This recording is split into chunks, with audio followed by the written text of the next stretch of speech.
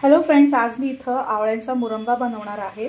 तर प्रथम इथं आवळे जे आहे मी स्वच्छ पाण्यात धुवून घेतलेले आहे आणि परत मी इथं मिठाच्या पाण्यात टाकलेले आहे, म्हणजे ते काय त्याचं पेस्टिसाइड वगैरे असेल तर ते स्वच्छ निघून जाईल। तर जे चांगले आवळे आहेत त्यांचा मी मुरंबा बनवणार आणि दुसरे थोडेसे लागलेले आहेत ते मी वेगळे मिठाच्या पाण्यात टाकणार आहे। तर आता मी यांना परत एकदा धुवून घेते आणि स्वच्छ पुसून घेते। पुसून झाल्यावर त्यांना आपण अशी छोटी छोटी छिद्र पाडायची। थोडेसे वाफवून घेऊया हे आवळे। बघू शकता जरा आपला आवळ्यांचा कलर चेंज झालेला आहे। हा जो गुळ घेतला तो एकदम काळा गुळ आहे, त्याच्यामुळे त्याचा कलर जरा वेगळा आहे। तुम्हाला जसा गुळ पाहिजे तुम्ही घेऊ शकता। आता आपण आपले आवळे टाकूया त्याच्यात आणि हा एकटा असा पाक व्हायला पाहिजे। आपण चांगल्याला मिक्स करून घेऊया आता गुळात। आणि ह्याच्यात आपण वेलची पण टाकणार आहोत।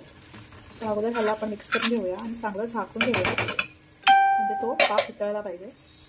झाकून ठेवलं की 1-2 मिनिटात परत त्याला हलवत राहायचं।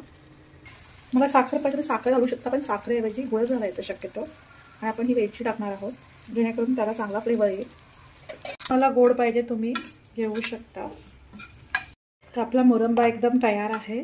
तर नक्कीच ही रेसिपी करून बघा आणि कमेंट बॉक्समध्ये मला कळवत जा तुम्हाला माझ्या रेसिपी आवडत असेल तर।